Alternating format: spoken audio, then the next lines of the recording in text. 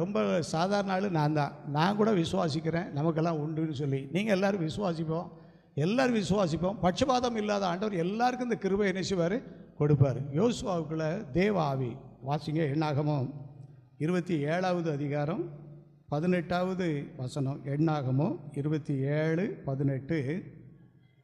கர்த்தர் மோசேயை நோக்கி, ஆவியை பெற்றிருக்கிற புருஷனாகிய யோசுவா என்னும் நூனின் குமாரனை நீ தெரிந்து கொண்டு அவன் மேல் உன் கையை வைத்து அவனுக்காக என்ன பண்ணு? ஜெபம் பண்ணு. எந்த சூழ்நிலையில் அப்படின்னு சொன்னால், அங்கே ஒரு இடம், பிரதானமான இடம் காலியாக கிடக்கு. யார் ஊழியம் செய்த இடம்? மோசே ஊழியம் செய்த இடம்.